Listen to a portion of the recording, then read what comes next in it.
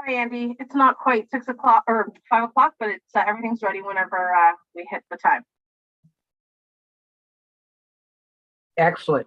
I'll just give it a minute. Great. Thanks, Andy.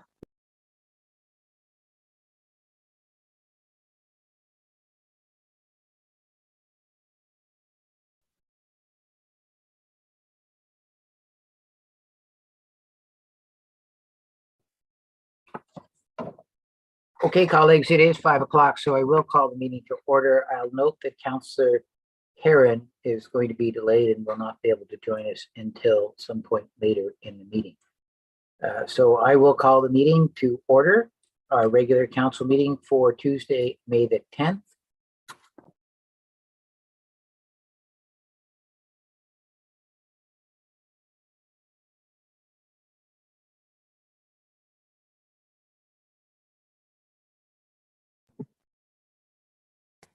I'm having a couple of problems with my computer. Just bear with me. Okay, thank you. Okay, so I call the meeting to order, and I'm going to start with our land acknowledgement. We respectfully acknowledge that we are on the treaty and traditional territory of the Mississauga and Ashbeck.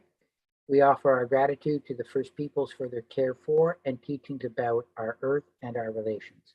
May we honor those teachings. And I'd ask that we please observe a moment of silence so that council, staff, and members of the public can quietly reflect on our duty to the community that we are trying to serve.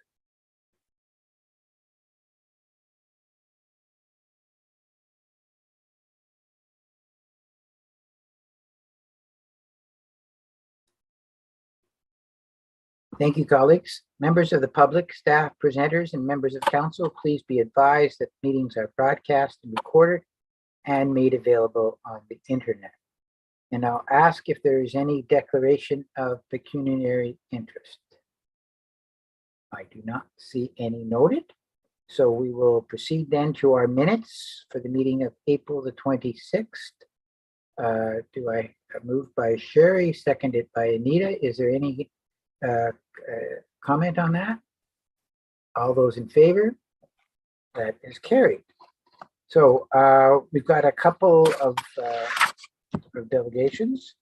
First one, we're going to start with staff introductions, and I'm going to let Angie do the first one.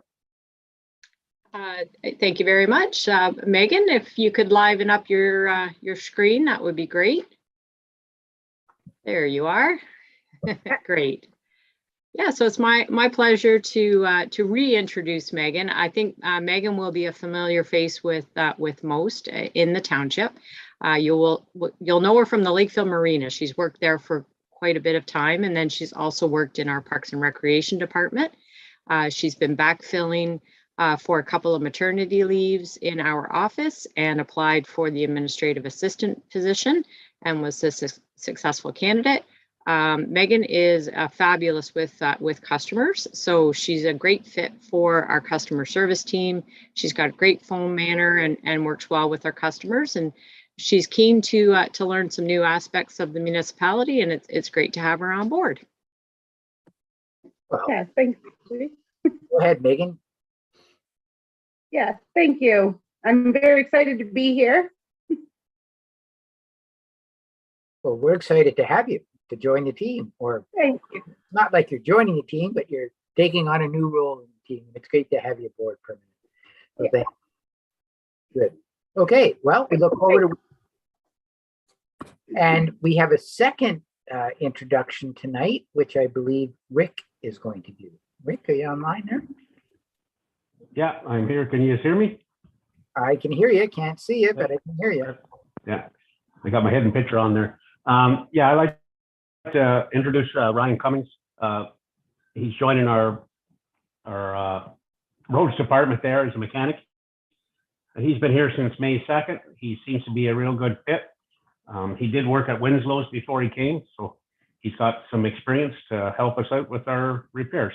Are you there, Ryan? You're muted, Ryan. How's it going? Nice to meet everyone. Well, great. It's great to have you aboard, and we look forward to your working with us and accomplishing great things. So thank you very much for being here this evening. Yeah, thank you. Great. Okay, colleagues, it's always great to meet new staff. And we'll move then on to our delegation from the library board. I think Julie is, there she is, I can see her symbol there, is going to do a presentation, and then we'll have an opportunity to ask some questions. So Julie, if you can hear me, if you can live in, there you are. Very good.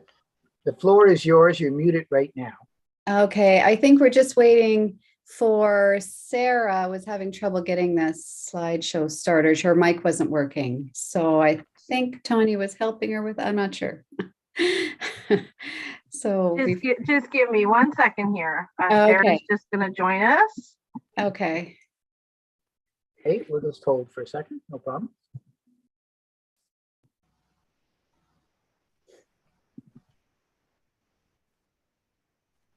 There we go. Okay. Well, thank you everybody for joining us today. I just wanted to say good afternoon to everybody and just let you know that this has been a tricky year for us, but I'm privileged to be able to present the report for 2021 for the Selwyn Public Library Board. You will have received a copy of the annual report in your information packages for today's meeting. The report will be available to all members of the public through the library website. I would like to emphasize some of the highlights for the past year. COVID-19 continued to have a significant impact on library operations in 2021, with the library pivoting from curbside to physically open, but with reduced operating hours from January to September. This graph indicates the circulation throughout the closures and reduced hours. It is evident that circulation improved with the reopening of our physical library spaces. In September of 2021, the library branches resumed regular operating hours with a full volunteer complement. Volunteers have also returned to the new-to-use stores in June 2021. The library has continued to follow public health guidelines as they have evolved.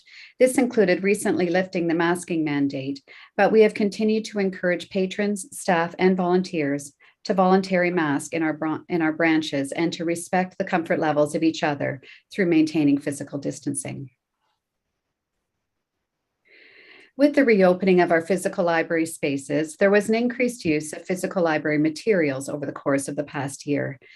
Digital resources, however, still remained in high demand, and the library saw a 15% increase in digital checkouts in 2021 through the use of online platforms Hoopla and Cloud Library. These platforms provide access to both adult and children's TV shows, movies, audiobooks, ebooks, and music. 518 new members also joined the library, giving us a total of 9,308 cardholders, an increase of 6% in active cardholders in the last year. Board games and jigsaw puzzles were also added to our library collections for circulation and have proven to be popular, along with Wi-Fi hotspots and park passes. The majority of our programming remained online over this past year. However, we were able to offer baby time, story time, and toddler time programs in person in the fall with masking and distancing measures in place. There were a total number of 1,058 programs offered with 6,585 attendees. This is an increase of almost 400 programs over the previous year. There were many interesting and inventive programs for both children and adults. Popular activities included story times, summer reading challenges, outdoor story walks, and trivia nights. Take and make kits for both adults and children were also a hit, and our librarians remained connected to local schools with classroom book bags and outdoor daycare visits. Adults participated in online trivia nights, film club, online genealogy, and snowbird socials, among many other activities. With the help of an additional grant, we were pleased to hire our former summer student to provide technology training through both video tutorials and one-to-one support. We returned to in-person programming in mid-March of this year, but continue to offer some programming virtually. As you may recall, the library was fortunate to receive a Trillium grant in 2021 for $78,000 for the creation of a makerspace in the former Renewed Classics in Memorial Hall, Lakefield. The grant has been applied to the renovation and outfitting of this space. All furnishings and equipment have now been purchased, and they include, among other items, a laser cutter, a 3D printer, a sewing machine, a serger, and a Cricut. This exciting project should be completed by the fall, with a grand opening event anticipated in September. We look forward to having a new creative hub available for programming purposes, but also for use by the Selwyn community.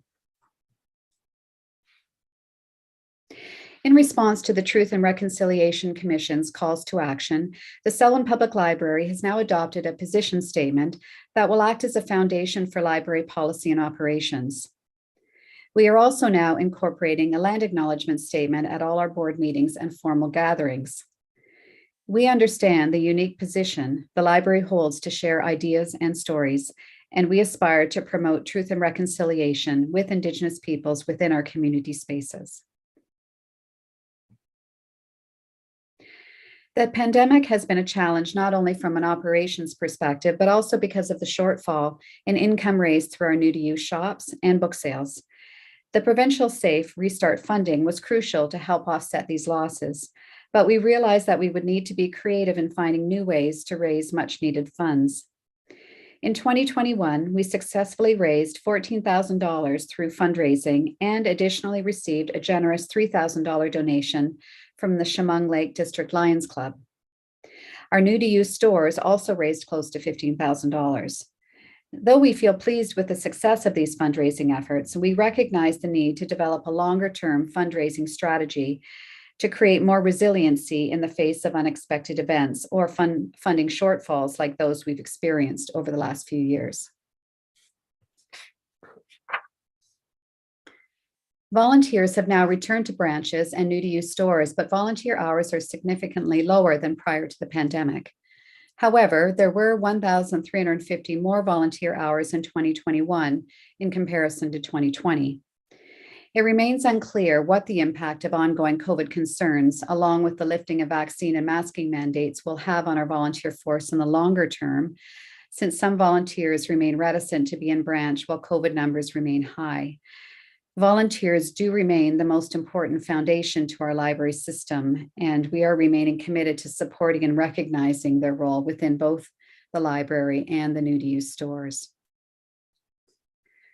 And so with the intention of strengthening and improving the sustainability of our volunteer model, our library board undertook a review of the model and its policies, and keeping in mind the recommendations from the Trent Volunteer Study. There was an acknowledged need to have a more consistent, centralized, and comprehensive volunteer model that allowed for flexibility, along with the inclusion of shorter-term and project-based commitments. This review process led to new policies and procedures that changed in some key areas. First of all, the recognition of the importance of meeting the personal goals of volunteers, as well as the needs of the library. Secondly, an enhanced commitment to recruitment of youth volunteers. Third, a centralized and consistent recruitment, screening, and orientation process across all branches. And a staff-led coordination and supervision of library branch volunteers. We also committed to ongoing training of volunteers on at least a semi-annual basis, along with an ongoing commitment to formal and informal recognition of volunteers. It is with this approach that we hope that we will be able to strengthen and support our volunteer force now and in the future. And we hope that we'll be able to adapt to the ups and downs, related to not only the challenges such as COVID, but also changing trends in the volunteer workforce. Though it has been our practice to hold a spring volunteer appreciation dinner, something everybody looks forward to, we have had to forego this for the past 2 years now. Initially, we had planned to hold an in-person event in June, but with the recent surge in COVID numbers and a concern for volunteer safety, we've decided to hold off on an in-person event in June. We will be showing our appreciation, however, for volunteers through a gift certificate for dinner from local restaurants, along with a video presentation and an online raffle. On behalf of the board at this time, I would like to publicly thank CEO and Chief Librarian Sarah Hennessy, along with staff members Heather, Casey, Sarah, Kathleen, and Heidi for their tremendous work this past year for our community, along with Dallas, who served the library through 2 different contract positions. A huge thank you to our volunteers who remain essential to the functioning of our library system. I would also like to thank council and the administrative staff, especially Lane Vance for his steady guidance. Finally, I would like to thank the Selwyn community for their ongoing contributions and support of the library during this difficult year. I'm now happy to answer any questions you may have. Thank you. Thank you very much, Julie. So I'll turn it over to council. Donna, did you want to make a couple comments? Sure. Thank you very much. Thanks so much to Julie and Sarah and the rest of the team. Even though I know all this information, the slide presentation made it so much easier to comprehend and to take in. Your presentation was excellent, as it always is. And we really appreciate your work as chair, and Sarah and your staff as well. Thank you very much. Appreciate that. Thank you, Donna. And Anita. Yeah, I just want to really echo what the thanks that you gave to your volunteers and to the community. Like your Facebook page has so many interesting take and makes and the different programming and that sort of thing. So, you know, every time it shows up on my Facebook feed, I'm thinking, oh, I would like to try that. Oh, I would like to try that. Oh, I should get my grandkids involved in that. Now they're Duro Dumber, but, you know, and this is considering the fact that there has been such a struggle during the pandemic. I think the fact that there's so much creativity and so many fantastic ideas that have kind of blossomed out of this really challenging time. And the fact that you've got an increase of what 6% new card holders, which is amazing, because you know libraries for the longest time they were kind of going down, but now with the amount of creativity, like I can see why people now would want to you know, really kind of get back into libraries, which I think are really important. So I just fantastic presentation, and thank you for all your hard work. Thank you. I do want to say, like, I can't credit the staff enough, because despite staffing shortages and, you know, difficulties that have happened in the last year, they continue to be creative and surprise us at every turn with new ideas. So we're very blessed to have them, I have to say. And kudos to Sarah for keeping it all going. Yeah, thank you. Just a couple comments before we let you go. I too want to echo the deep appreciation on behalf of the community for the work, Sarah, that you and your staff have done under what has been very trying circumstances. One of the first things at all the board meeting, well, are we open this month, or we close this month, or how much can we be open and how much we need?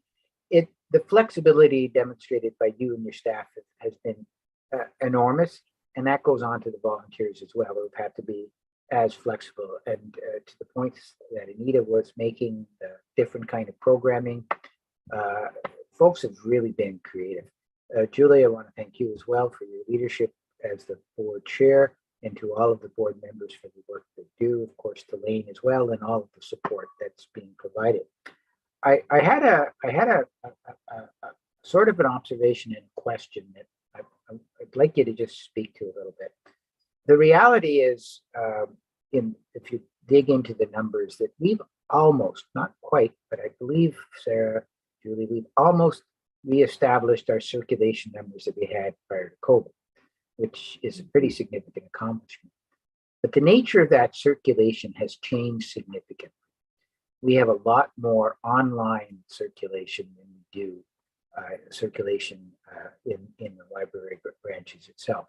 And so the question is, do we think that's a temporary issue, or do we think there's a fundamental change in the way people use libraries? They clearly value the service, but do you think there's going to be a more permanent change in the way people access our library service?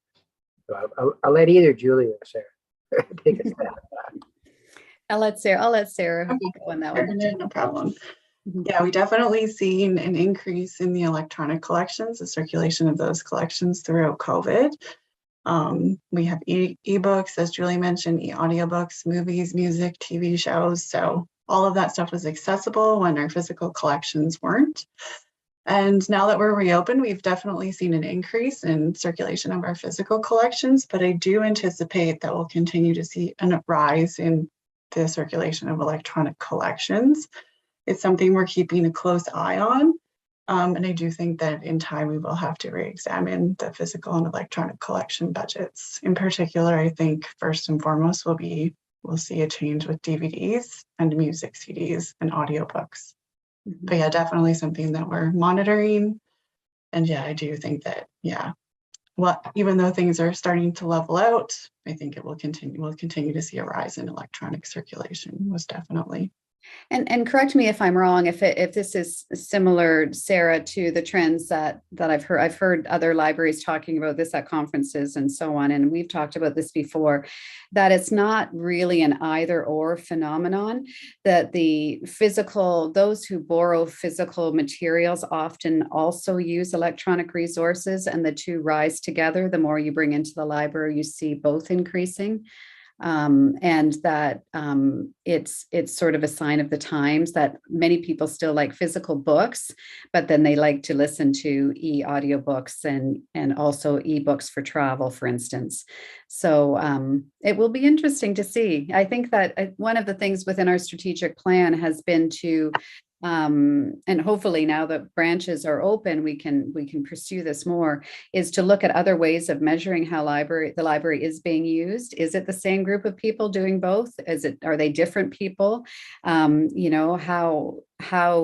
do our township residents and those who also visit our library site electronically, how do they use our library? And I think that that's a big question we've had in the previous term, and we have again now, even more so because of COVID. All very good points.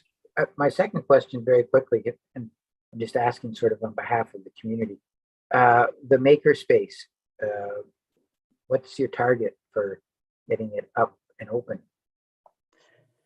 Yeah, so we have all of the equipment purchased now.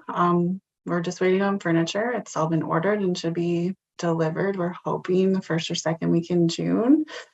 Throughout the summer, Heidi will be learning how to use all the equipment. We're recruiting volunteers with very specialized skill sets to assist in the makerspace. We're hoping that we can get a grant that we can hire a student to assist in there as well. So throughout the summer, we'll just be prepping the space, and we hope to open in September, and we'll kick that off with an open house. Well, it's going to be exciting. Okay, anybody else have any other questions?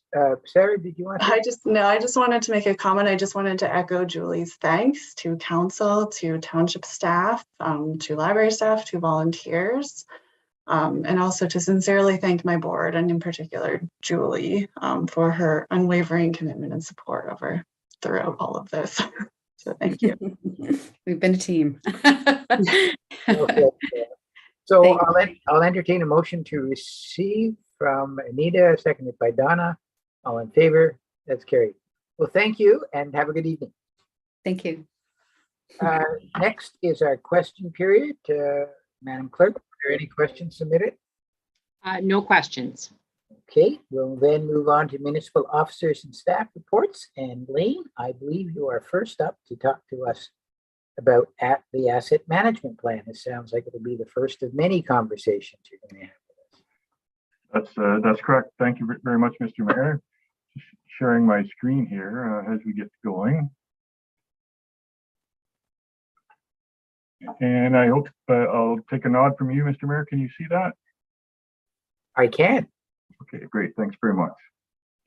So I am pleased to present this recap of the asset management plan process and where we are, our next steps from now until the June 28th council meeting. The data is still being reviewed, condition ratings are underway, and in fact, the plan is still being drafted. So very clearly, there's nothing written in stone at this point.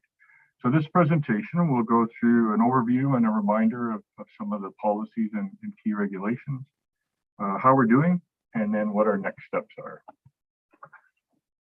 So as council would recall, the provincial legislation was approved under OREG 58817. And really the overall goal as stated on the slide was bringing consistency and standardization into infrastructure investments across our province, and overall to encourage best practices throughout the sector. And that's something I think that municipalities have been great at it in terms of sharing best practices, sharing information.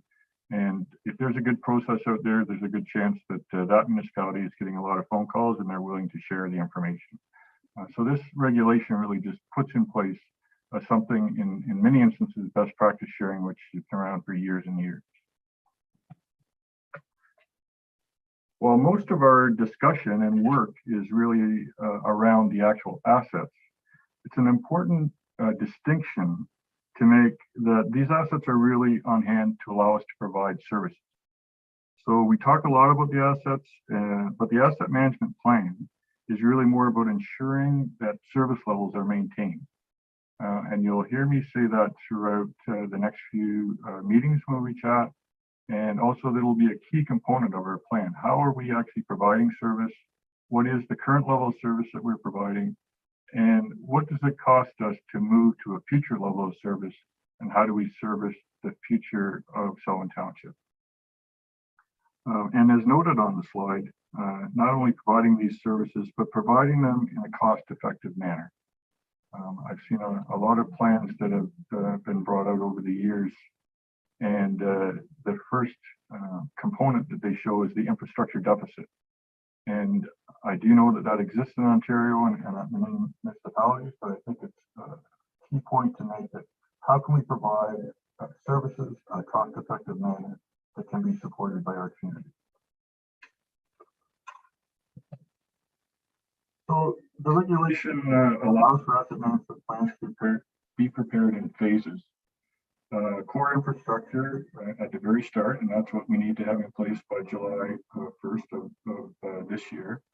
The regulation originally, the original deadline is July of 2021, and the province did respond to the municipal requests and obviously COVID-19 and extended that deadline by 12 months. And in all honesty, I would have preferred it to be 2023, but you never have enough time to get all these plans in place. Anyway, as soon as this phase is completed, we're going to move on to the other phases of the plan in 2024 and 2025. Like most plans at the municipal level, they are grounded in policy. And our policy was put in place in 2019. It's debated before council over a couple of meetings. We made some amendments based on council direction. And our policy forms the overarching framework under which we're going to build our plan.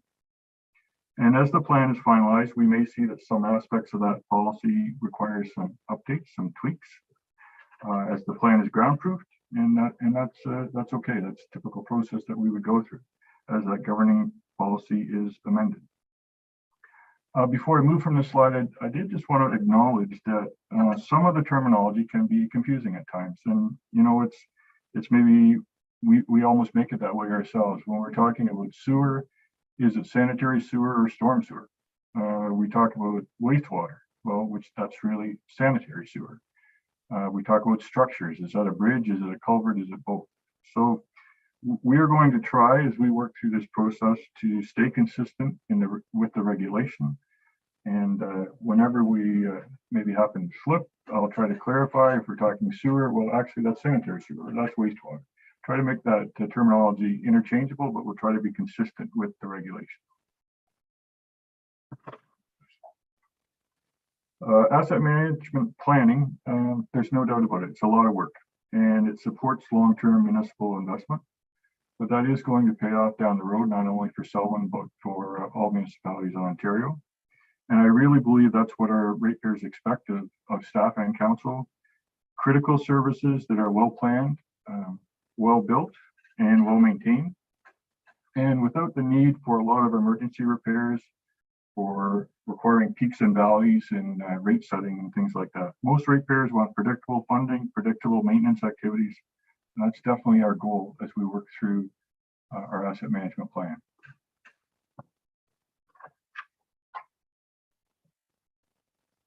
This new plan requires that we provide information and processes that illustrate how we are going to maintain our assets at the lowest cost and maintain the current level of service. And while we will make key investments in maintenance activities, they need to be invested at the right time so that we maximize those dollars, we maintain our assets in good condition, and we minimize the risk that's out there with our assets if we happen to run into concerns on maintenance or failure.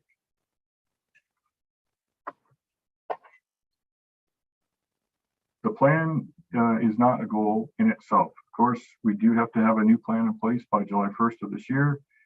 However, we all know the day after it is approved, we know our data is going to change, condition ratings will change, and especially with the provincial election, legislative requirements may shift. The plan needs to continue to grow and be amended, and this is not a one and done plan. It's an ongoing plan. It will be before council several times on an annual basis and a point of reference when we make any major capital investment. And as with most of our planning documents, we will ensure that it is shared with the public on our website and through social media at key junctures throughout the process. So whenever there's an update, whenever we're making a key investment, it will be related back to the plan, and in some way we'll have that communicated to the public.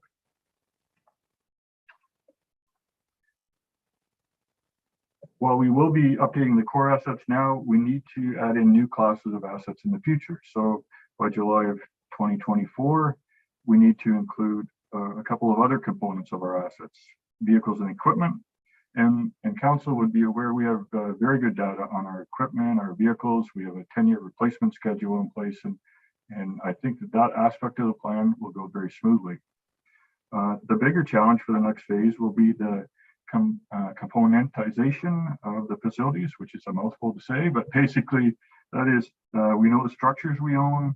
We have a fairly good idea of the needs of those buildings over the next few years, but we need to verify and identify the components that make up that structure.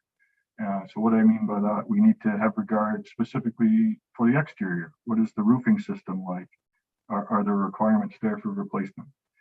What are the HVAC needs? What are the electrical needs? What about the interior? How is the flooring coming along? Paint, finishes, things like that.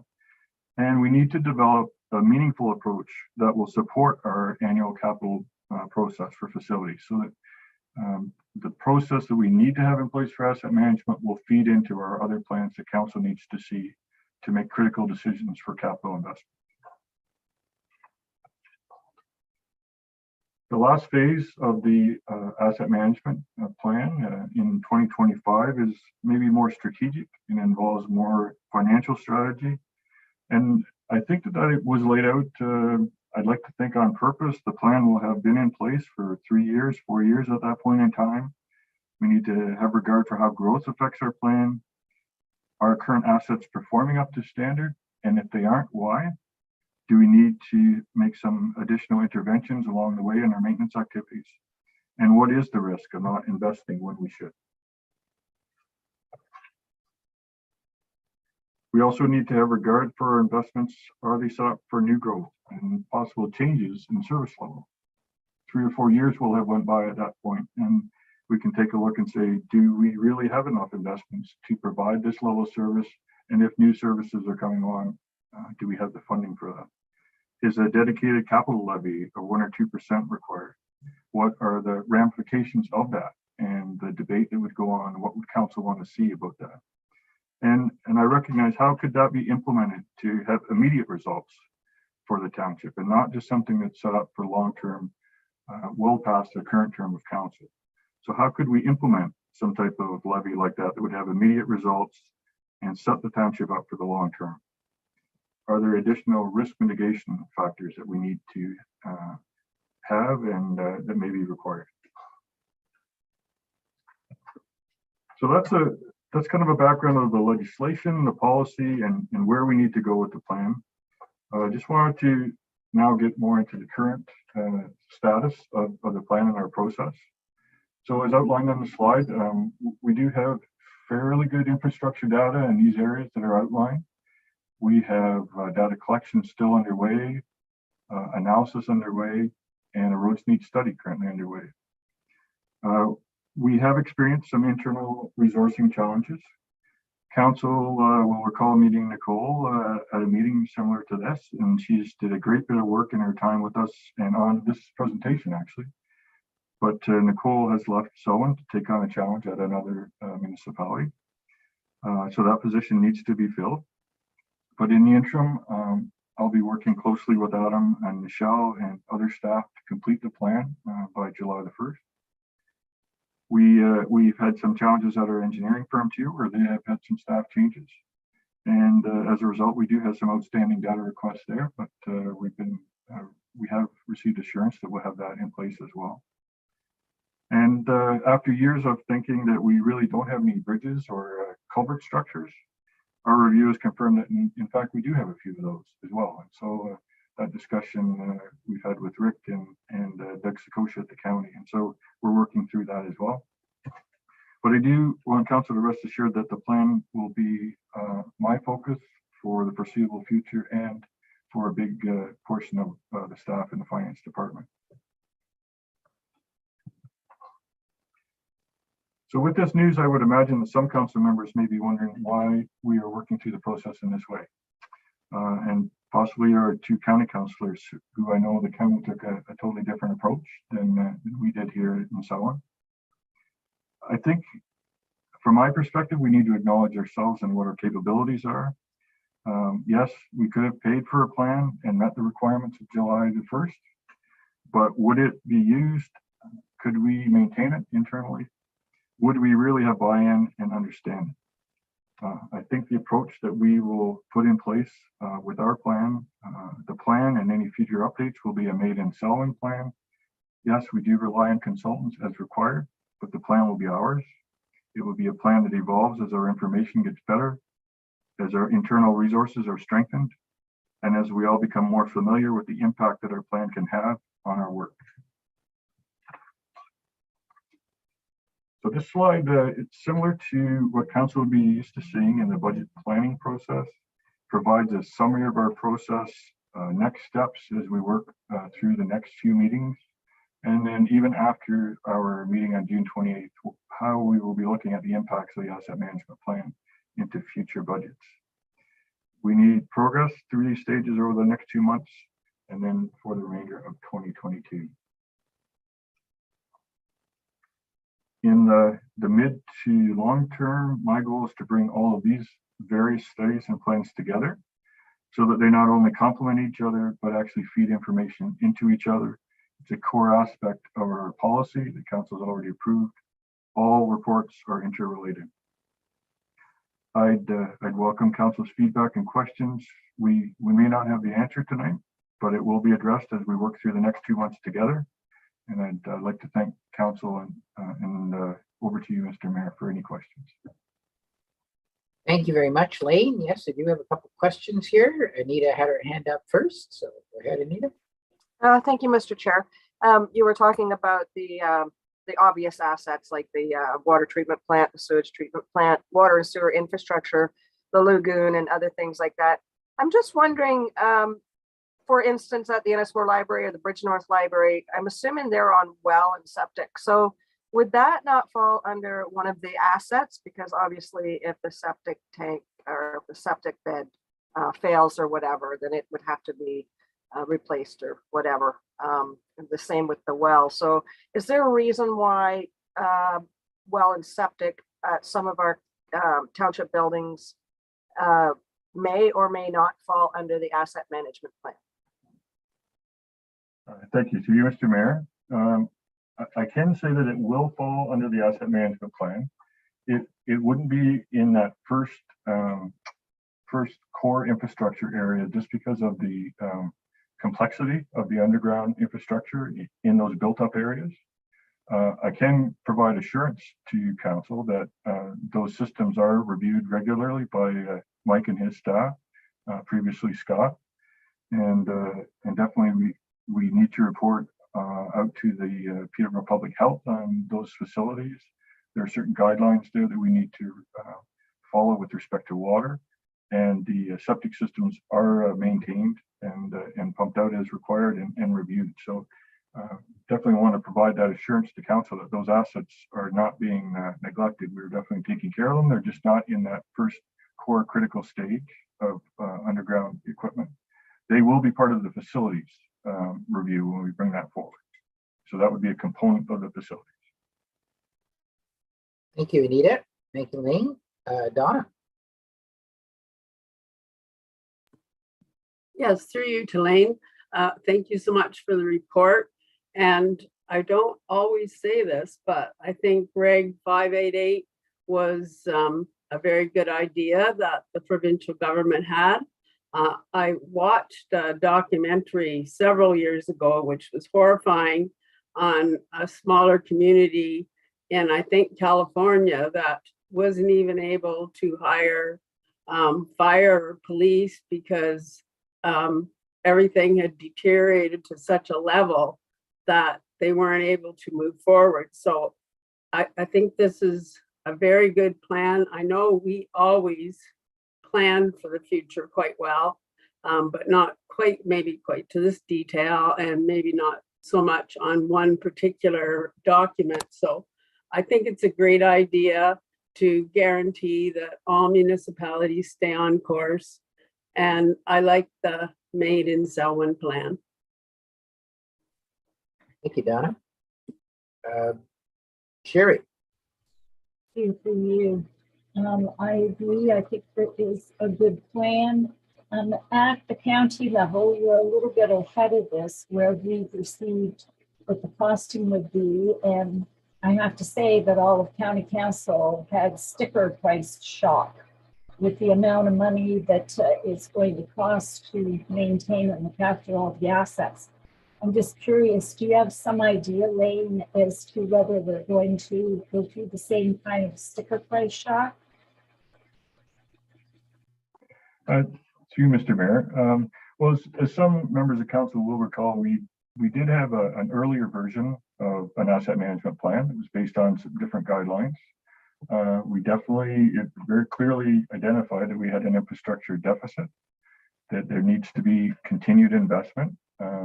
We do set aside reserves for capital investments in the future, and it was outlined by Councillor Valentine. That's been something we did for a long time. I think the difference is that while that reserve contribution may take care of the assets as they are used up, we may need to provide an additional investment to ensure that they're renewed in the future. And as we know, currently with the pricing that we're experiencing right now, I think we really need to have a hard look at our plans and take a look and say, are we really valuing these assets appropriately? We've got very good tangible capital asset data, which the province had requested years ago, but that was basically what it cost us then. We need to take a look ahead, say what is the current replacement value and what's it going to cost us in the future. So I don't think it'll be a surprise that there will be an infrastructure deficit. At the same time, we need to balance the existing funding and the risks that come along with making investments. And yeah, we're going to have a few years to get a long-term financial strategy in place. But I look forward to discussing with council.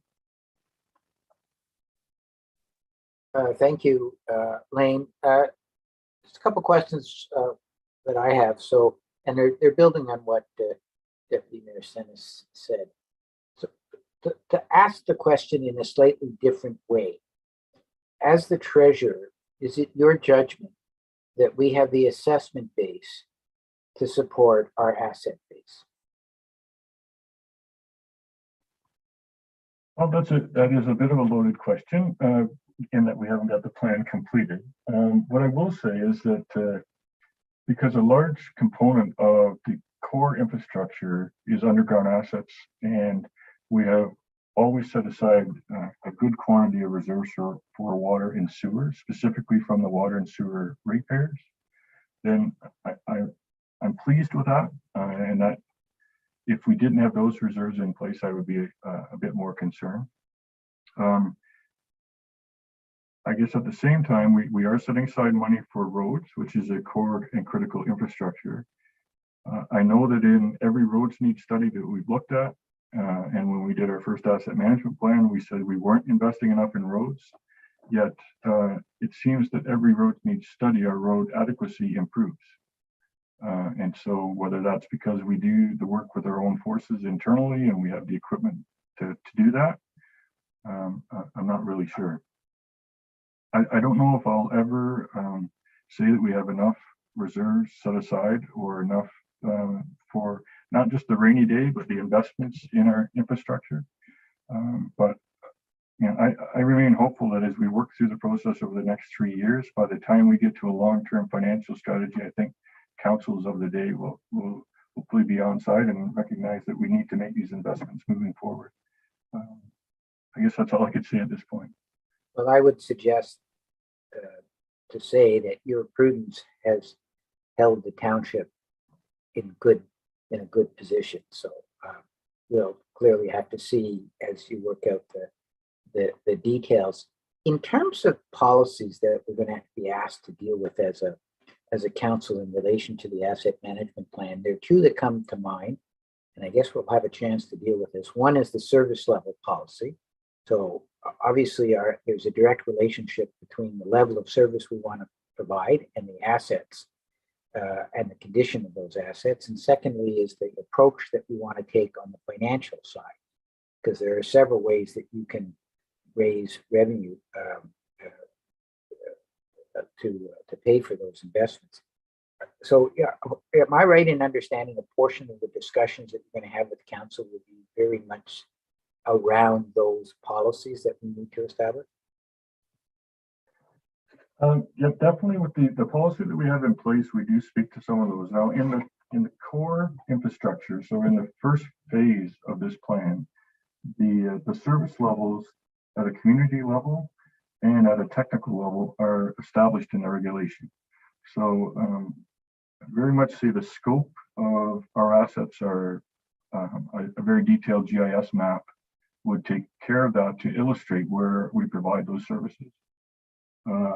We would definitely have some discussion about the reliability of those services. But then when we get into the technical levels of service, they're more or less prescribed in this first regulation. It's when we get to 2025 that we would have a bigger debate about service levels and establishing something that maybe is over and above or different from the regulation that we have. So that was kind of the first question with respect to policy. On the financial side, definitely the issue of how are we going to do that. We've never been big in debt here in Selwyn, or big into acquiring debt. That's definitely a tool. Capital levies are a tool that treasurers love to put forward to councils. I recognize that putting together a capital levy that doesn't bear fruit for 10 years isn't probably going to be a palatable exercise. So I would much more look at a capital levy in conjunction with, say, an unconditional grant and phase that in over a 3 to 5 year period. And at the end of that 5 year period, actually have a sufficient capital levy that is going to fund some of the shortfalls that we may experience. Those are some of the processes, some of the policies I think that we would be considering over the next few meetings, but probably over the next year or so. Okay, thank you very much. And this is really directed to Angie. So we're looking for a special council meeting the week of June the 13th. And so Angie, you'll be coordinating that with council? Yes, in fact, if we have I guess Jerry's not here though. Okay. Yeah, we just thought we might be able to take a look at everybody's calendar right now, but we'll send out an email and try to look for a date. Okay, and if Jerry's able to join the meeting later, we might return to try and find a date. So, yeah, maybe we could just bring that up under new business. Right. Okay, sounds good. Thank you. So all we need to do then, I guess, is receive. Lane, you're not looking for any approvals today, right? No, sir. No, receive for information would be fine. Good. So Donna and Anita, all in favor? Carried. Okay, we'll continue with staff reports, and we have Robert up. who will be talking. This is his follow-up report from, I think, 4 weeks ago on short-term rentals. Robert, are you there? I am, Mr. Mayor. Thank you.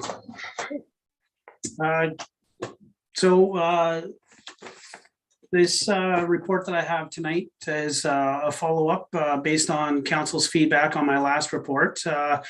We're looking tonight for this report to be received for information and also council to provide direction with respect to the appropriate level of progression and of inspection fees for repeat offenses, and to reassert that we're going to utilize the established protocol to manage STRs through education and enforcement of our nuisance bylaws. The key points of that protocol are the provision of education and information, investigation of complaints, communication among all of our enforcement partners, engaging security services to proactively attend and patrol areas that are identified as problematic areas, and increased reporting of complaints and enforcement activities to council. During the last time my report was brought forward to council, a resolution was passed looking for additional information on the standards that other municipalities are utilizing across the province. Included in the report was a list of quite a number of municipalities that we did research on. A fair number of them are direct comparators and some of our neighbors. It was identified that 3 general principles of approach are utilized in the province. The first being the establishment of a licensing program. Those programs typically work off a demerit point system, which are utilized if the operator has deficiencies that aren't addressed or contravention of requirements within the licensing bylaw. Demerit points are awarded to them, and those could affect the reissuance or renewal of a license. The second approach is the approach that we're currently taking, which is nuisance bylaw enforcement, inspection fees, and education. The only other direct comparator that is using this system that we could locate was our neighbor, the city of Kawartha Lakes. And then the third issue was either a lack of a problem and no program, or municipalities that aren't looking at establishing anything, or due to no problem in their municipalities. The resolution that council brought forward had 6 points to it that I've addressed individually. The first point was the increasing the minimum first fine potentially up to double the current offense rate. So when we established our protocol in 2020, we had compared what we had set up to the other municipality that we identified, being the city of Kawartha Lakes, and we had sent our fees considerably higher than theirs. Council has repeated on several occasions requested that staff look at increasing that fee. So we did, or I outlined some specific examples that could be considered, and would look for council's input on direction on which way they would like to proceed with that. The second point was that when complaints are received, that we inform Maximum Protection Inc., our third-party bylaw enforcement company, to visit problematic sites on nights and weekends, and if necessary, inform police of activities observed. This is consistent with the approach that we outlined in our staff report, and based on complaints and investigation, if areas are determined to be non-compliant and ongoing issues, we will direct our resources to patrol those areas so that we can establish complaint history and utilize our inspection fees. The third point raised in the resolution was during the rental season to establish a weekly call session whereby representatives from our enforcement partners can get together and discuss complaints and work towards resolution. So I've been working diligently with all of our partner agencies, including fire, public health, both police agencies that work in our municipality, and Maxima to set up and Humane Society to set up and work towards establishing that protocol. It's initially going to commence with weekly emails for comparison of information and sharing complaints, and then follow-up meetings when problematic issues are identified and when we need to concentrate on enforcement issues for the appropriate agencies. The fourth point is to provide property owners with problematic issues, promotional material, and the policies to be followed in the township. If septic tank capacity infractions are suspected, and then the township notify public health. So we are currently actively doing that. When we do receive complaints, we here in our bylaw enforcement and public health get together, we share our notes, and we set up a path forward for public health to investigate and inspect. And we notify the owners of the property that their septic system, if determined to be insufficient for what they're advertising, they're made aware of that. And if they have ads advertising a higher occupancy limits, we request that they change that, and public health will take the lead on enforcement if necessary in that area.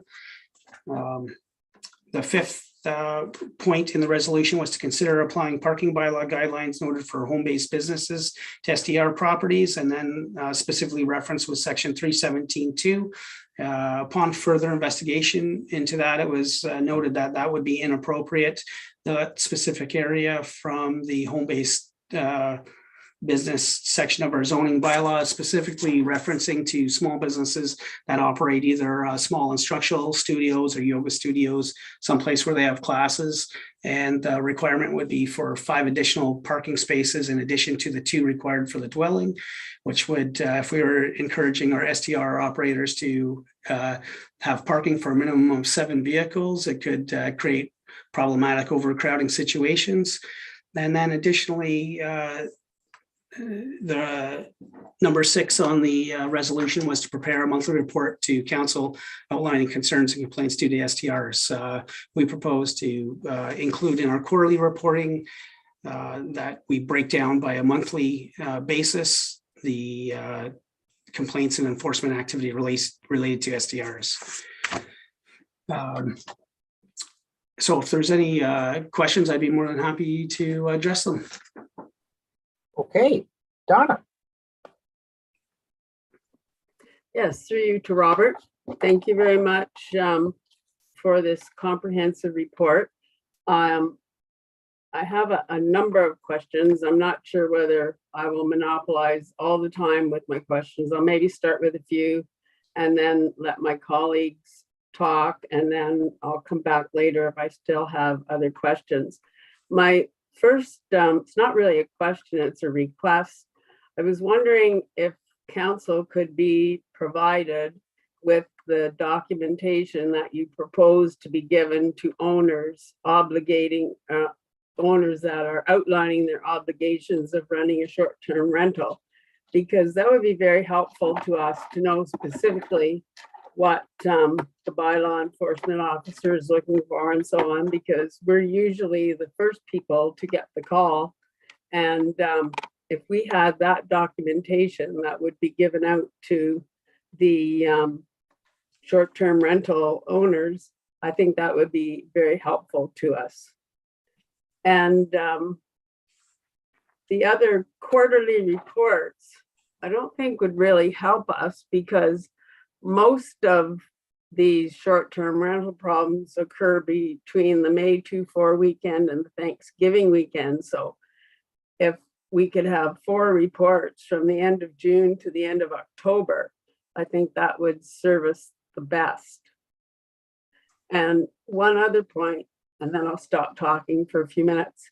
I asked the Police Services Board about, and maybe you have clarified this, about having weekly calls. You know, I know you said in your presentation it's going to be emails at the start, but the officer at the Police Services Board said that a call from a short-term rental is ranked as 8 or 9 on their scale of not really importance, but the status of the concern.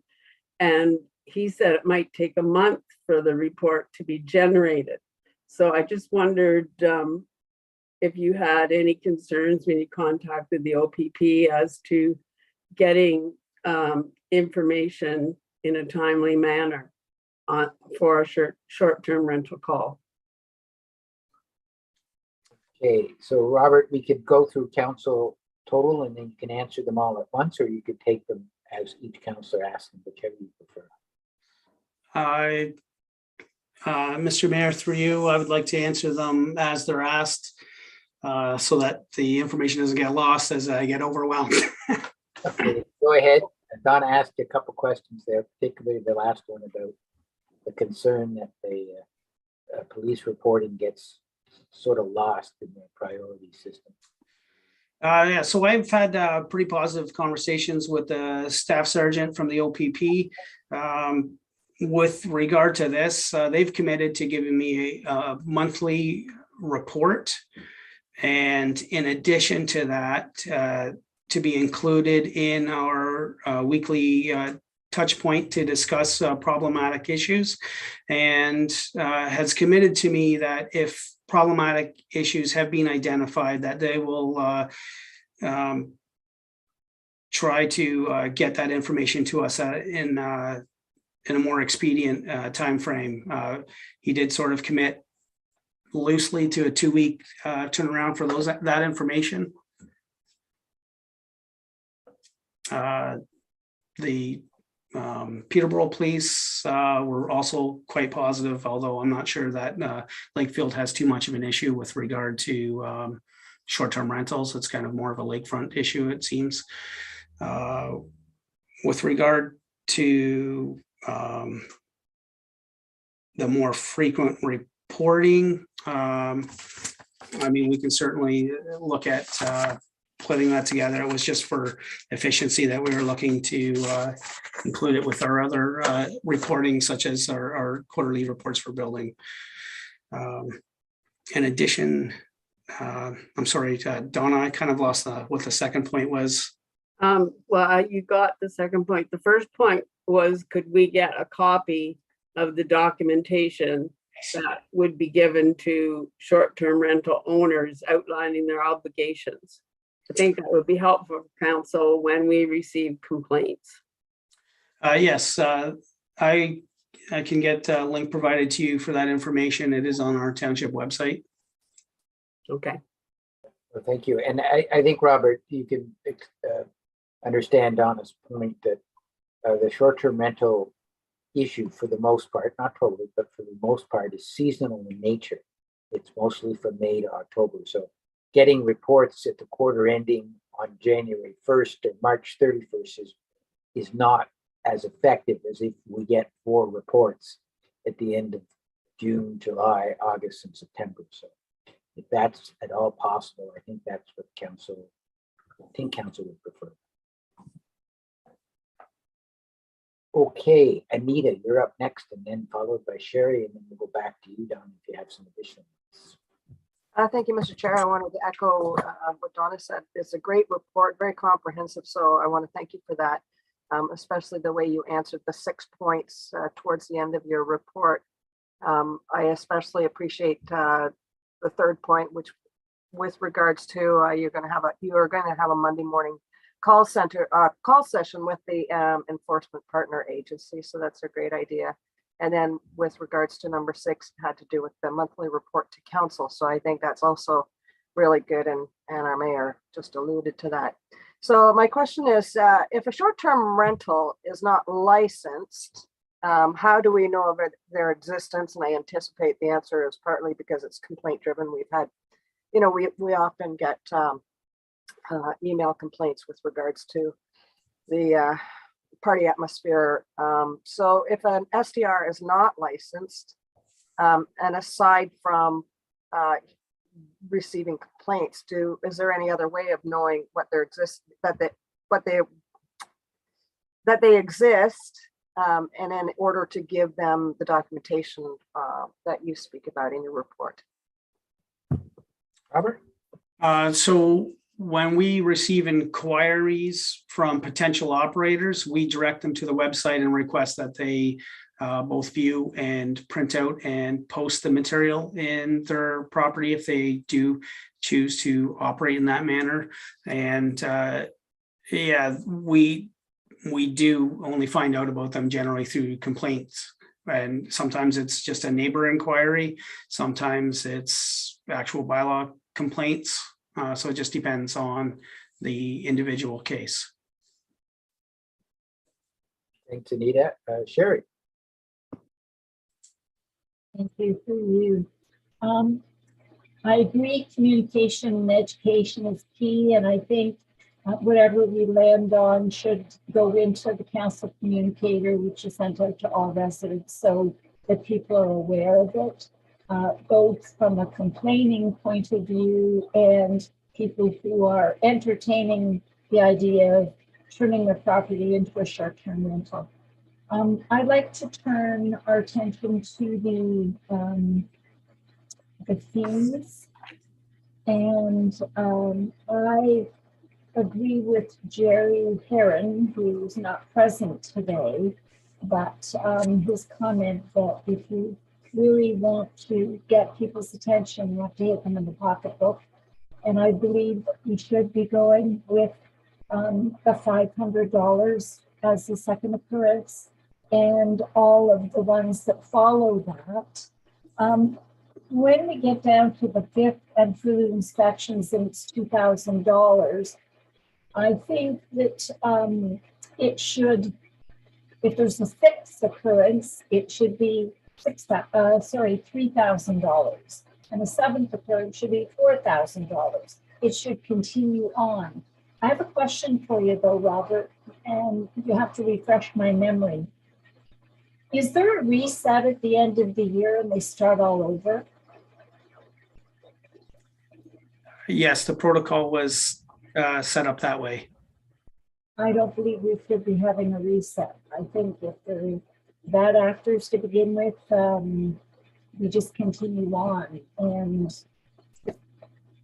until who knows where it is. I would hope that we get their attention, but I don't see the purpose of a reset. Thank you. Thank you, Sherry. Was that it? Anything else? Okay, Donna? I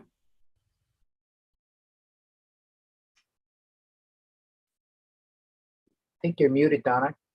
There Did you you want to say anything before I carried on? go. Oh, you go ahead. I have some comments, but you go ahead. Okay. I was just wondering, this is getting back to the fines.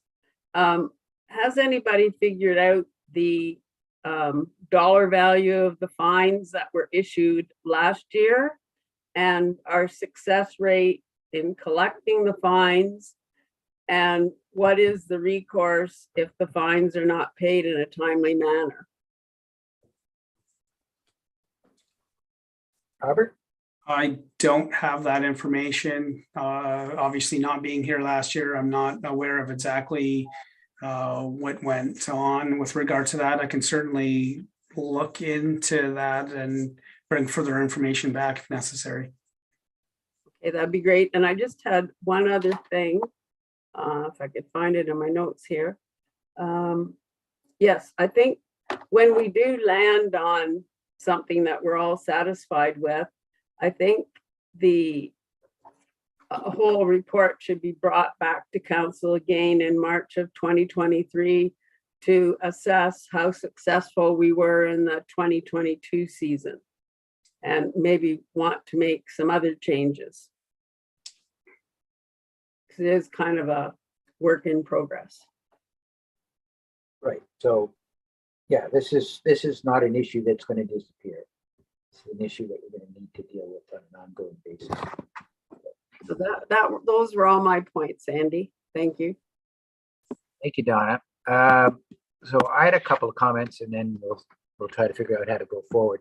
So first of all, I want to echo my colleagues' comments, Robert. A great appreciation for you and the folks that you're working with to put this report together. There's been a lot of thought and a lot of work into it, so thank you. The first point that I would make comes to the issue about communication.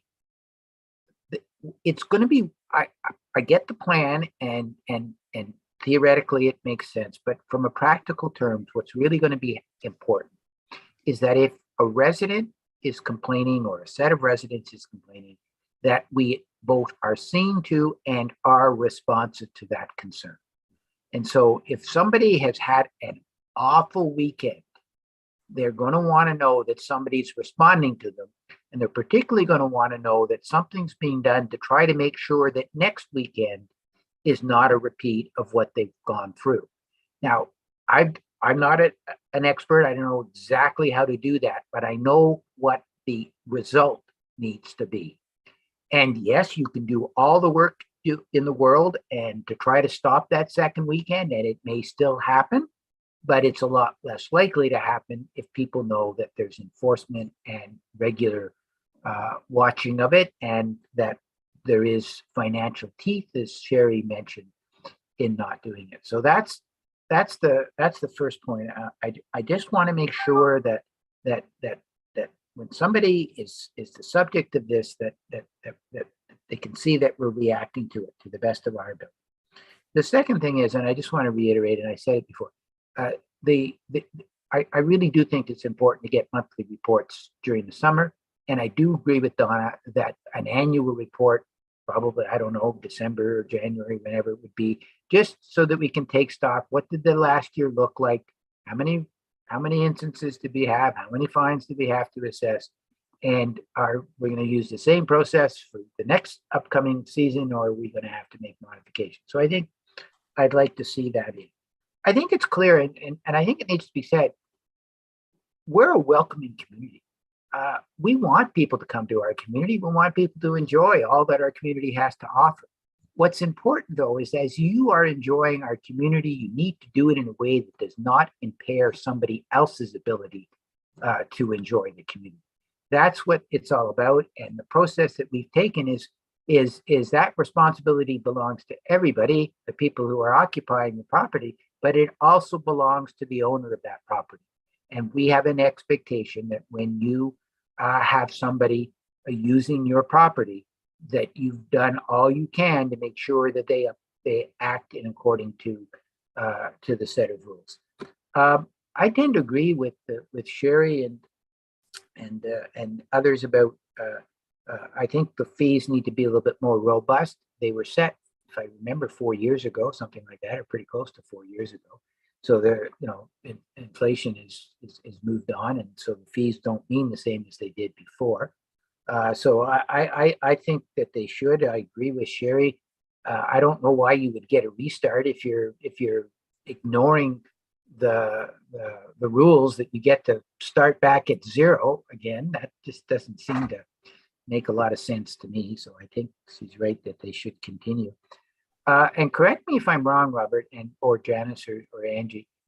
If somebody doesn't pay this fee, it can be added on to their tax liability. Is that? Am I misinformed about that? I believe that's the case, but I think Janice might speak to that. Yes, that is the case. That's the way that the inspection fees were structured in the nuisance bylaws and our tariff of fee bylaw, that if they aren't paid, the fees can be added to the property taxes and collected like taxes. So eventually, if somebody didn't want to pay their taxes, when the property sold, that fine would have to get paid in order for the transaction to be completed, right? Yes, that's correct.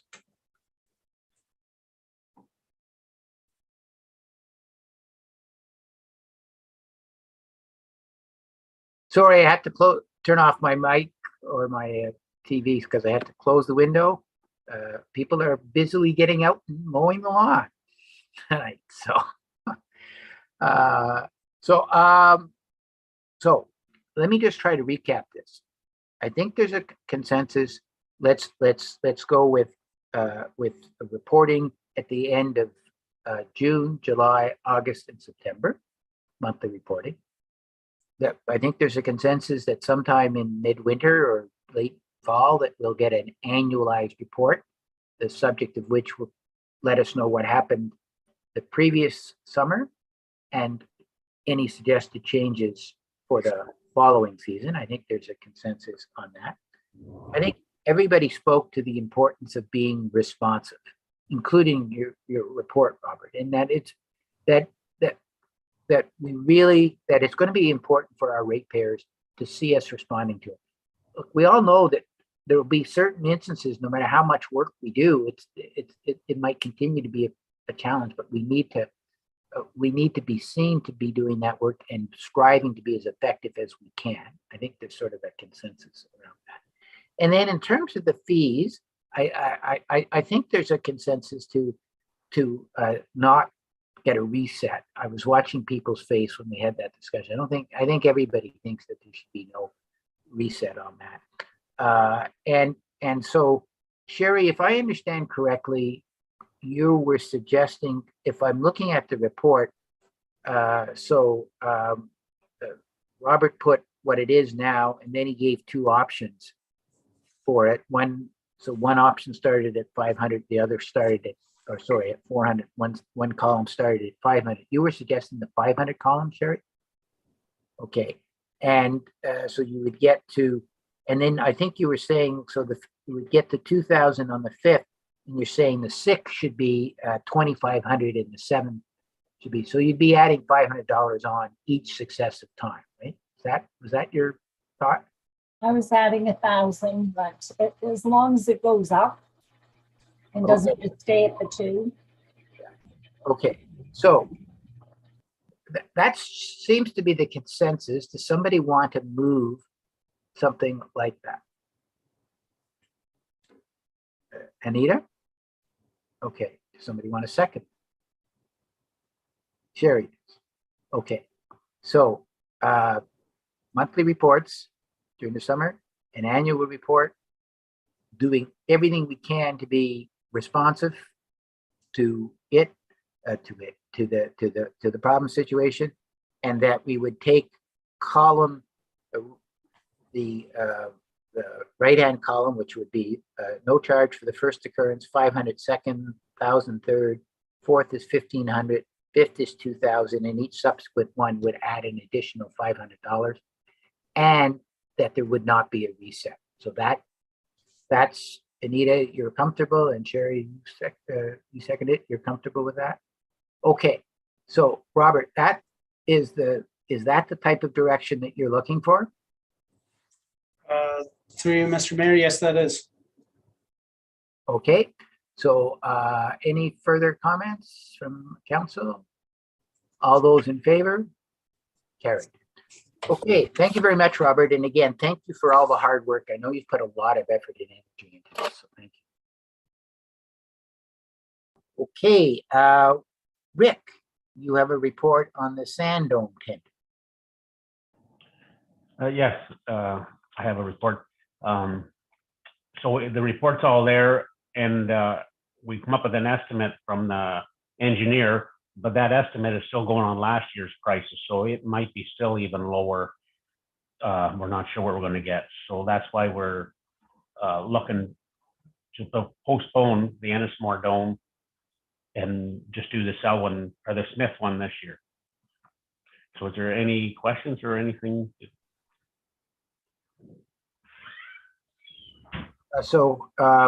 Yeah, let me just start off. So in delaying the Ennismore Dome, are you creating any operational problems?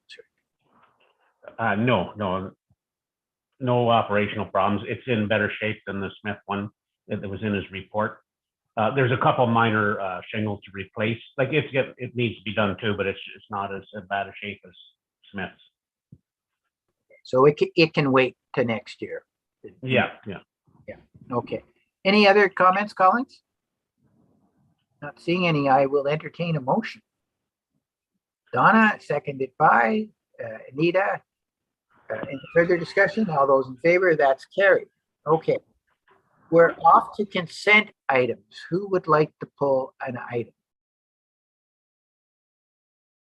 Sherry, well, you all do. So we'll start with Sherry. She's on my screen there in order. Which number, Sherry?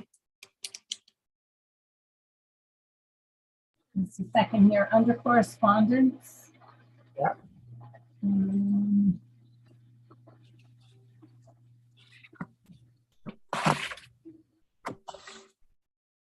Really, it doesn't, it takes its time coming up.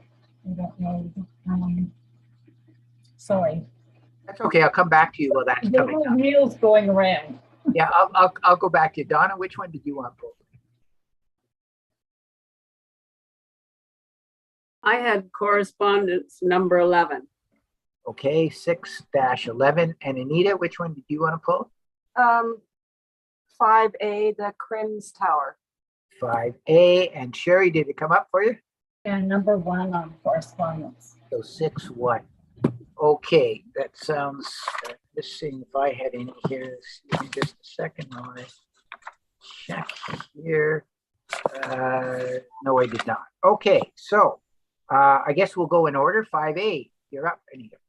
Yeah, so if you could just sort of, Robert, if you could just sort of speak to this in plain English, because it looks like there had been a tower proposed, but Crims has turned, if I understand the report correctly, Crims has said, no, that's not a good idea, or am I misreading that? And what were the reasons, I guess, specifically? Robert? Yes, Mr. Mayor. Yes, Crims has rejected that proposed location. It was on a vacant portion of the speed skating oval property directly to the south of that location as part of the lands owned by Triple T, which is in working its way through draft plan of subdivision currently. And there would be on that adjacent parcel, I think they're looking at some low-rise apartment buildings that would be directly located sort of to the south of that, in plain view of that tower location. And there was a co-location being the top of our water tower that was offered to them. They rejected that pretty quickly based on about a 20-meter difference in height elevation. Without just simply stating that it didn't meet their objectives for coverage, not that it was wholly unsuitable. The Triple T Holdings was the only respondent to the public consultation. And because of the scope and size of the residential development that's proposed in Lakefield South, it was determined that that wasn't an ideal location for the tower. All right, thank you very much. Okay, so then we will move on to 6-1. Sherry? This is in response to the spring rock round. And I just wanted to mention both Councillor Valentine and I were on an ad hoc committee when we were going through the trailer park bylaw way back when. I don't even remember what year it was. And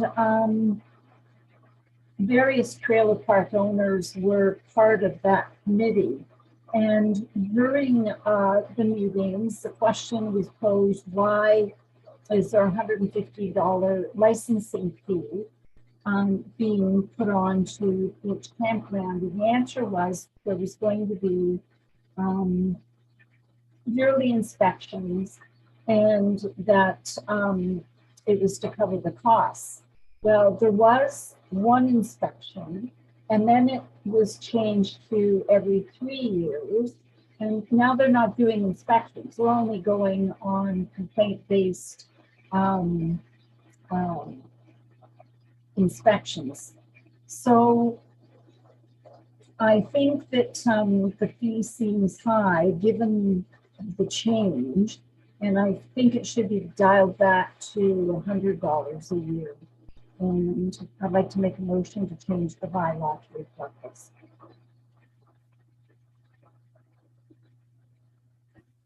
Okay, Donna and Anita, you both had your hands up. I didn't know whether that was to second a motion or whether that was to comment. I have both a comment and I wanted to second the motion. But I do have some comments as well. It seems to me that all trailer parks pay the same fee regardless of their size. And we have some very large trailer parks and some smaller ones, like the one that has written in with a concern.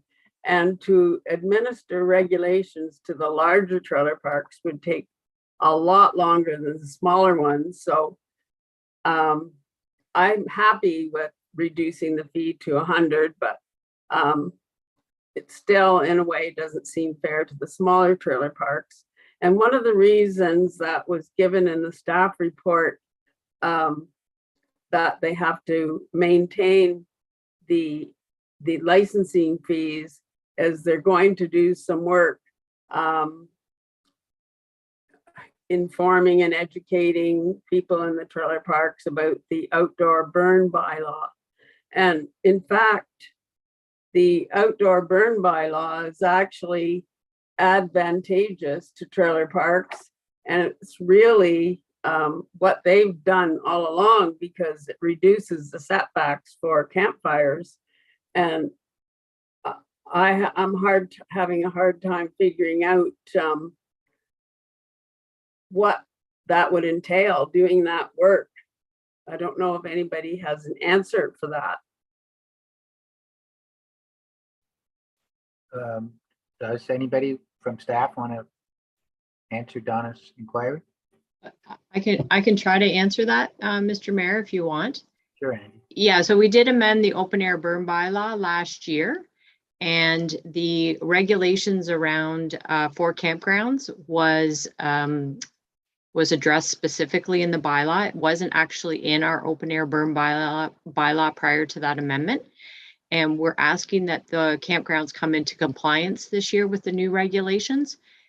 So Andrew will be visiting all of the campgrounds this season to make sure that they're in compliance with the new bylaw. So that will require staffing resources to visit all of the campgrounds. So that was just noted that it's part of the licensing program, and there is a cost for staffing to do that. The other thing I'll just mention as well, just to clarify, the review and the inspection of each of the campgrounds was to be done once, a full review, and it was done over a 3-year period because of the number of campgrounds. So it was always the intention that every campground would have a full inspection and review, but it would be spaced over a 3-year period because of the number of trailer parks that we have in the municipality. The only other thing I would ask is for clarification on when you want the fee to be implemented, because we have already had most of our trailer parks licensed and they've paid the $100 fee for this year. So are you suggesting that the fee be changed for the next season or immediately, because it would require refunds? I think you meant they've been charged 150 this year, right? Or 150, pardon me. Yeah. Yeah. Okay, I'll get back to that in a second because I'll ask the mover and the seconder. So Sherry has moved it, Donna has seconded it, but I think Anita has a comment that she wants to make. At least your hand is up, Anita, right? Thank you, Mr. Chair.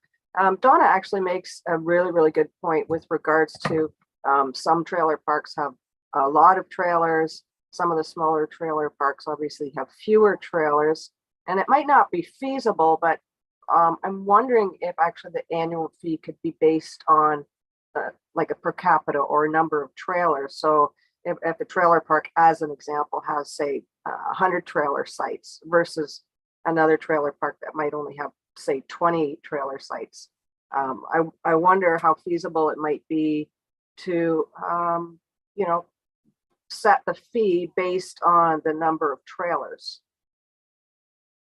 I could answer that if you wish, Mr. Mayor. Go ahead. So, yeah, so the $150 fee was not established to recover the costs solely for that initial first inspection. $150 would not cover that cost. It's certainly, there's a lot more staff time to do that full inspection. The intention of the licensing fee was to manage the overall licensing program on an annual basis. So it wasn't really intended to be relative to the size of the campground. It's the overall licensing of the program. So hopefully that addresses that kind of specific question. Okay, thank you, Angie. So we have a motion from Sherry, which is to reduce the fee to 100. That's seconded by Donna. The question that's coming is, and I'll direct this to the mover, is the intent for this to be effective for this year and therefore a refund, or are you wanting it for the following? No, I think if it's already been administered, it should going forward into the following year. So to become effective in the next. That's the way I feel. I don't know how the seconder feels. I agree. We don't want to get into giving refunds. We wouldn't be making any money this year at all. It would defeat the purpose. Okay, so the motion is effective in the next billing cycle to reduce the fee from its current level of 150 to 100. Okay, moved by Sherry, seconded by Donna. Any further discussion? All in favor? Carried. Okay, and the last one to pull was 611. I think that's you, Donna, right?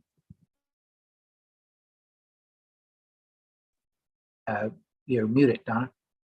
I made an error with 6-1 that I wanted to talk about, not 11. Okay, so that's been done then. So we're through the items to be pulled. I'll entertain a motion to accept the remainder. Anita has moved that and Donna has seconded. All in favor? Carried. And so we have no petitions. And so that will take us on to our portfolio reports. Donna?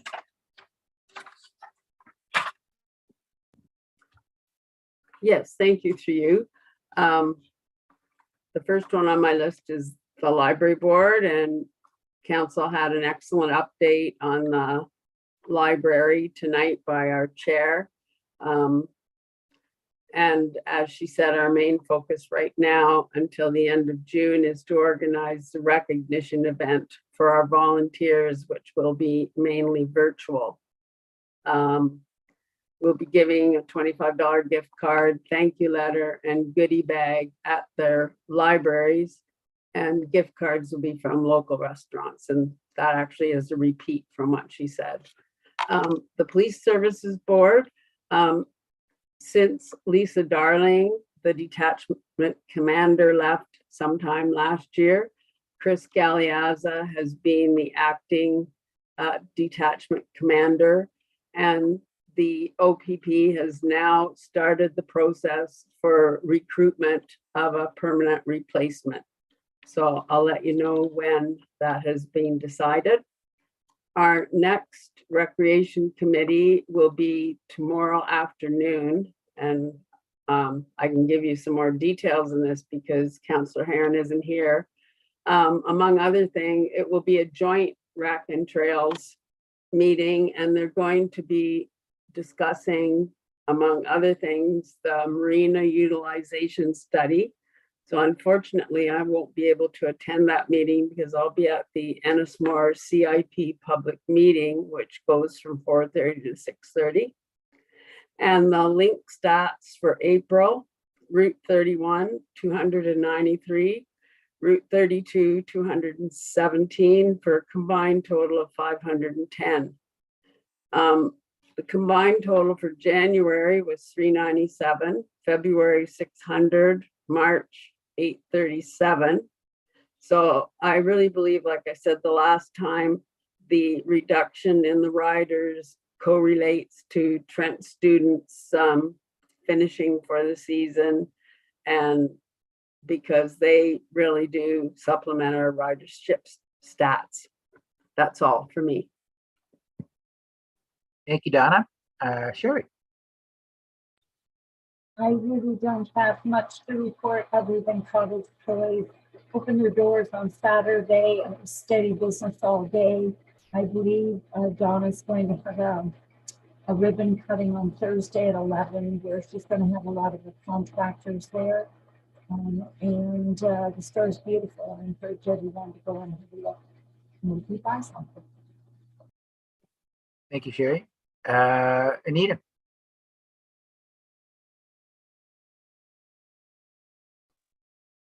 Thank you. Okay, yeah, the only thing I have is the Lakefield Lions will be selling tickets for their pig roast. The pig roast itself is in June.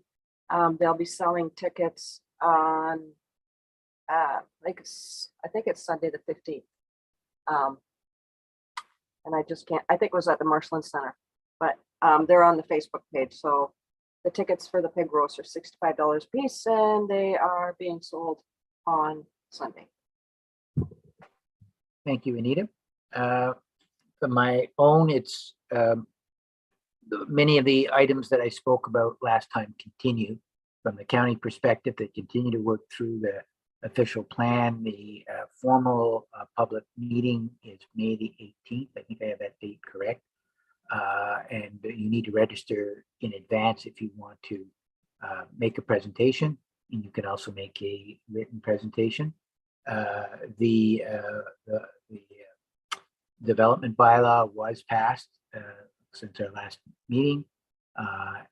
So that came into force on May the 2nd.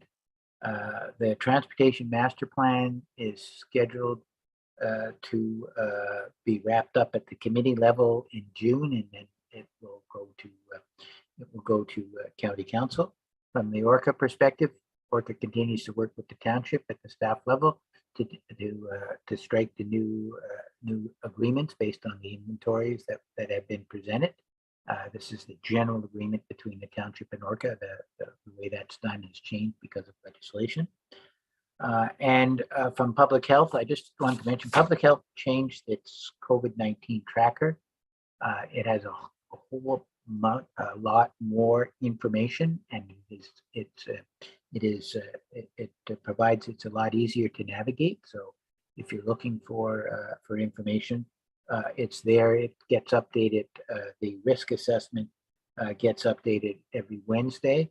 And so last week it went from very high to high, which is moving at least in the right direction, but there still continues to be a lot of COVID circulating in the community based on the wastewater surveillance work that's being done. And so that is my report. Councillor Heron obviously is not able to join us. So we will go to two items in other business. And one of them is to do with an update on our marketing report. And Angie, are you going to do that? Is Megan going to do that? Talk to it? No, we just wanted to make sure you were aware of the final report, and we're working with Structure on our next campaign for this coming season. Any questions? Not seeing any. Do we need a motion to receive that or just? That would be great, actually. Thank you. Okay, Anita and Sherry, all in favor? There. And then we do have one special meeting that I think had been discussed sort of informally to make sure everybody was okay with the date. And I think we landed on that. If I can find my papers here, May 17th, 3:30. Sherry, did you want to move that? And seconded by Anita. All those in favor? Okay, that's adopted. And I guess Angie will go through the same process for the week of June 13th, right? Yeah, we were kind of looking at the 15th or the 16th. So if there's either one of those dates is a real no-go for you, maybe just have a quick look and let us know. Okay, because I would, before we formally adopt something, I want to make sure Jerry gets. Oh, absolutely. Yeah. But I'm just doing on the 15th and the 16th. That's of June, right? So correct. Let's see. The 15th is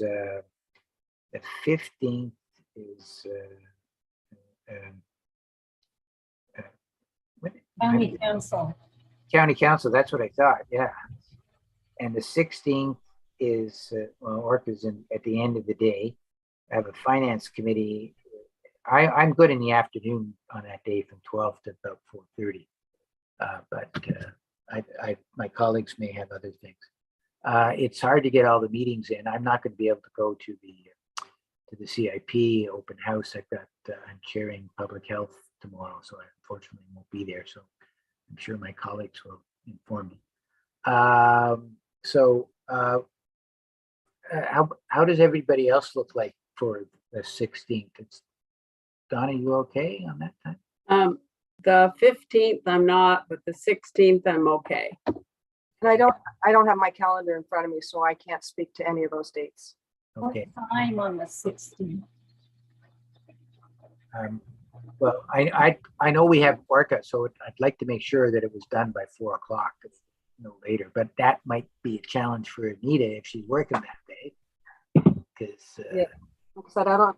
Could Angie maybe send us a quick email, and then I can get my calendar and figure it out. I'm always good for about between 3:50 and 3:30. Most weekdays, and Wednesdays I'm okay pretty much all day. Yeah, the challenge is, I know that Sherry and I, we start at 3:30. We're not going to get done in time for the meeting. So anyways, I think, Angie, you're just going to have to circulate something. We'll have to come up with a date because we still can next meeting formally adopt the date, right? That's correct. Yep. Okay. We'll send out some possibilities. Thank you. Thank you. Sorry to create work. We've got some bylaws here to approve: the sewer rate bylaw and the water rate bylaw, the Curve Lake Fire Agreement, the encumbering bylaw, and an authorizing bylaw for a transfer of lands, all of which were in the agenda. Moved by Anita, seconded by Donna. All those in favor? Okay, we need a confirming bylaw from Sherry, seconded by Donna. All those in favor? Passed. Before I call for adjournment, I think I saw your hand go up, Donna. Did you want to make a comment, or is that? No. Okay, so adjournment then, Anita, and seconded by Donna. All those in favor? Okay, well, thank you very much, colleagues. Thanks to staff very much for all your support, and stay safe, and we'll see you soon. Bye-bye.